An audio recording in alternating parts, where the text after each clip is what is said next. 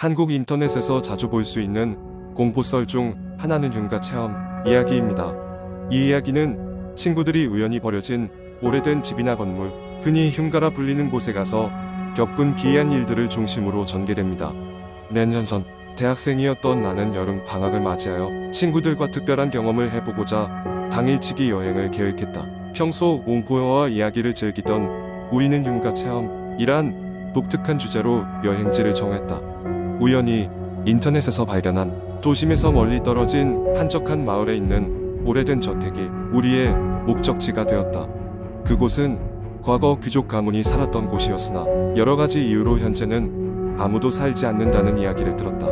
밤이 되자 우리는 저택으로 향했다. 해가 지고 어둠이 짙게 깔린 시골길은 우리의 불안감을 더욱 부추겼다. 드디어 도착한 저택은 생각보다 더 으스스한 느낌을 줬다. 커다란 문은 모기스럽고 창문은 깨져 있었다. 입구에서부터 거미줄과 잡초가 무성하게 자라 우리가 반갑지 않은 손님이라는 것을 알리는 듯했다. 용기를 내어 저택 안으로 들어갔다. 들어서자마자 싸늘한 공기가 온몸을 감쌌고 우리가 외부와 단절되었음을 알렸다. 첫 번째 방은 오래된 가구들이 널브러져 있었고 벽에는 정체 모를 얼룩들이 선명하게 남아 있었다. 우리는 서로 장난스레 겁을 주며 방을 건너 다른 방으로 이동했다. 그때였다. 건물 한 구석에서 톡하고 무언가 떨어지는 소리가 들렸다. 모두가 긴장한 채 멈춰섰지만 이내 바람 때문일 거라고 생각하고 가벼운 농담을 주고받으며 긴장을 풀었다. 그러나 그때부터 기이한 일들이 벌어지기 시작했다. 우리가 스텝을 내디딜 때마다 마치 누군가 따라오는 듯한 발소리가 들렸다. 모두가 서로의 얼굴을 쳐다보며 확인했으나 누구도 우리의 뒤에 있지 않았다. 동행한 친구 중 하나가 용기를 내어 소리를 질렀지만 대답은 돌아오지 않았다. 대신 우리가 있는 방 건너편에서 쿵쿵 대는 소리가 점점 더 크게 그리고 빠르게 다가왔다. 더 이상 무시할 수 없는 상황에 이르자 우리는 공포에 질려 저택을 나가기로 결정했다. 그러나 문제가 발생했다. 저택의 출구는 우리가 들어왔던 방향이었지만 이상하게도 집안의 구조가 허락하지 않았다. 아무리 걸어도 처음 들어왔던 방과는 다른 방들만 계속 나올 뿐이었다. 우리는 점점 더 깊은 미로에 빠지는 듯한 기분이 들었다. 그때였다. 한 친구가 갑자기 비명을 지르며 쓰러졌다. 그 친구의 발목에는 보이지 않는 힘이 있는 듯 기이한 압박 자국이 남아 있었다. 서둘러 친구를 부축하고 사방을 둘러보았지만 여전히 탈출구는 보이지 않았다. 그 순간 뒤에서 웃음소리가 들려왔다. 확인할 용기도 없이 우리는 필사적으로 달리기 시작했다. 어디로 어떻게 달렸는지 기억도 나지 않지만 그 순간 우리는 여전히 온전했음을 실감했다. 어느새 우리는 저택의 바깥으로 나와 있었다. 문이 자동으로 닫히며 쿵 하는 소리와 함께 우리는 다시 정막에 입사했다. 차 유리창에 비친 우리의 모습은 달빛의 무척이나 창백하고 피곤해 보였다. 그날 이후 우리는 그 흉가에 다시 가지 않기로 약속했다. 비록 그날의 경험이 믿기 힘든 일이었지만 우리 모두는 그것이 단지 일종의 환각이나 착각이 아니었음을 알고 있었다. 마을 사람들로부터 들은 바에 따르면 그 저택에는 원래 주인이 돌아가신 후로 계속해서 괴이한 현상이 벌어졌다고 전해들었다.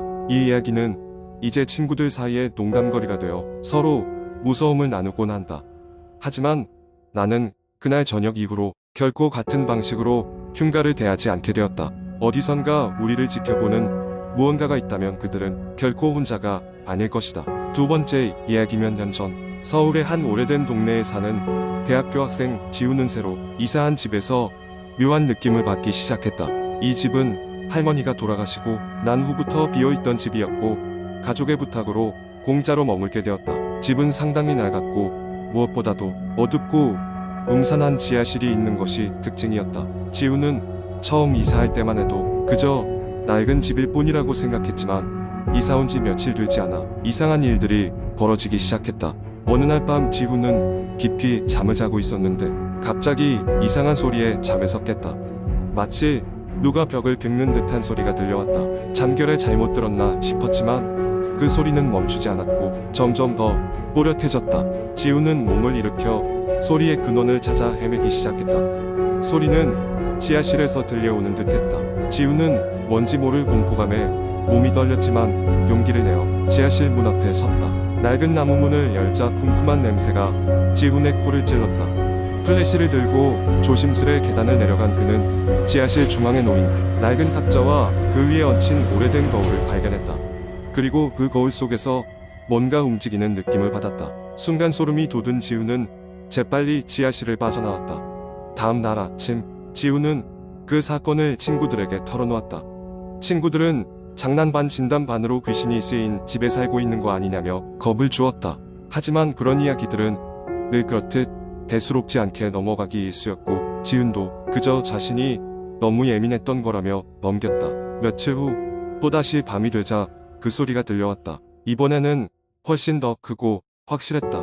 끔찍한 공포심에도 불구하고 지훈은 결국 다시 지하실로 내려가기로 결심했다. 무언가를 확인하기 전까지는 이 불안감을 극복할 수 없을 것 같았다. 이전처럼 나무 문을 열고 내려가자 거울에서 그녀가 보였다. 거울 속에서는 하얀 한복을 입고 긴 머리를 늘어뜨린 여자가 서 있었다. 그녀는 보일 듯 말 듯한 희미한 미소를 짓고 있었고 차가운 눈빛으로 지훈을 바라보고 있었다. 지훈은 겁에 질려 재빨리 계단을 다시 끼어 올라갔다.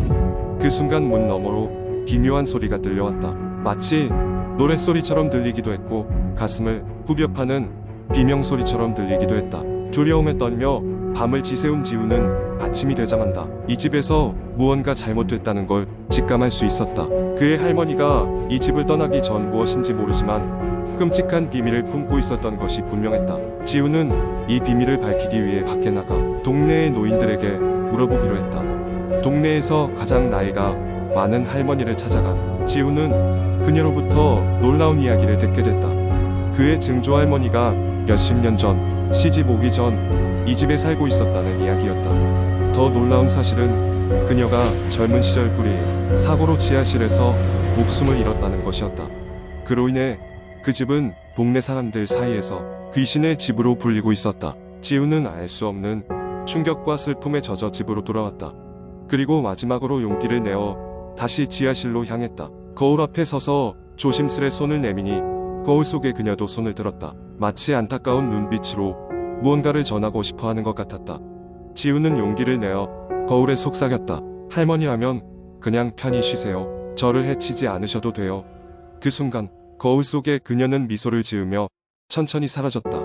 그 이후로 이상한 소리는 더 이상 들려오지 않았고 지훈은 자신의 꿈속에서조차 한 번도 그녀를 만난 적이 없었다. 아마 그녀는 이제야 비로소 안식을 찾은 것이리라. 이후로 지훈은 과제로 인해 밤을 새거나 할 때가 많았지만 이상 무언가에 쫓기는 듯한 느낌은 들지 않았다. 그는 할머니가 자신을 보살펴주는 것만 같다는 생각에 오히려 안심이 되었다. 이 이야기는 그 집에 살던 그리고 그 집에서 평화를 찾은 두 영혼의 이야기로 오래도록 사람들 사이에서 회자되는 전설이 되었다. 이 이야기는 허구이지만 한국 전통의 귀신 설화와 현대 도시 괴담을 결합한 공포 이야기를 의도했습니다. 세 번째 이야기. 이 이야기는 내가 대학 시절 경험한 사건 중 하나로 한국 인터넷 커뮤니티에서 흔히 볼 수 있는 공포썰 중 하나다. 이름은 밝힐 수 없는 한적한 시골 마을에서 벌어진 일이었다. 나는 대학교 방학을 맞아 마을에 내려와 있었다. 우리 가족은 이 마을에서 오랜 세월을 살아왔고 나 역시 어린 시절에 많은 추억이 쌓인 곳이었다. 그러나 그해 여름 이 마을은 평소와는 다른 분위기를 풍기고 있었다. 마을에서는 매년 여름이면 고창 축제라는 행사를 열곤 했다. 축제 준비로 인해 마을이 분주했지만 기상하게도 마을 사람들은 예년과는 달리 무겁고 음침한 분위기였다. 마을 초입에 오는 사람들의 발길을 막듯 탁한 안개가 깔렸고 길가에는 낡고 보잘것없는 포스터가 붙어 있었다. 밤을 조심하라라는 단순한 경고 문구가 써 있었다. 어느 날 밤 나는 친구들과 함께 좀 더 공포스러운 밤을 보내기 위해 동네를 돌아다니기로 했다. 우리에겐 좀 더 무서운 장소인 오래된 폐가가 타깃이었다. 마을 어귀에 자리한 이 폐가는 예전에도 유령이 나온다는 소문이 자자했다. 폐가로 가는 길은 전혀 익숙지 않은 길이었고 친구들과 나는 손전등 한 줄기에 의존해야 했다. 폐가에 도착했을 때 그곳은 마치 시간에 갇힌 공간처럼 보였다. 구겨지고 먼지 쌓인 가구들, 갈라진 벽 그리고 덩그러니 놓인 몇 개의 낡은 사진 액자. 나는 한 장의 사진이 눈에 띄었다. 사진 속에는 예전에 내가 알던 이웃 아주머니의 모습이 담겨 있었다. 그러나 그 사진을 보는 순간 끔찍한 소름이 돋았다. 아주머니의 얼굴이 사악한 미소를 짓고 있었기 때문이었다. 친구들과 나는 예상치 못한 소름에 빠르게 그 현장을 벗어나기로 했다. 그때 갑자기 폐가의 계단에서 이 소리가 나더니 누군가 우리의 뒤를 쫓는 발소리가 들리기 시작했다. 우리는 비명을 지르며 있는 힘껏 도망쳤다. 다행히 폐가에서 나와 한참을 달린 후에야 뒤를 돌아봤을 때 아무도 없었다. 집으로 돌아와 이 이야기를 부모님께 말씀드렸을 때 그들은 문득 표정이 굳어지며 말했다.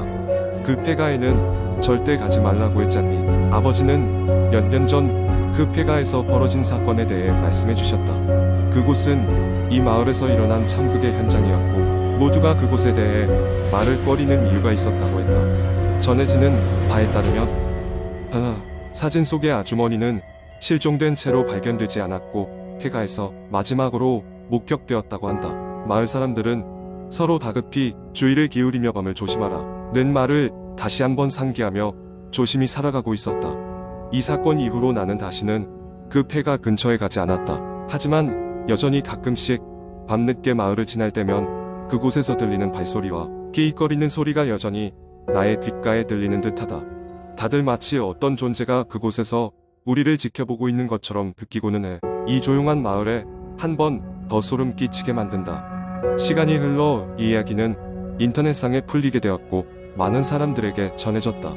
비록 누구도 사실인지 아닌지 정확히 알지 못하지만 이 이야기는 그저 단순한 썰로 끝나지 않고 여전히 누군가의 머릿속을 떠돌고 있다. 마을의 불문율, 밤을 조심하라.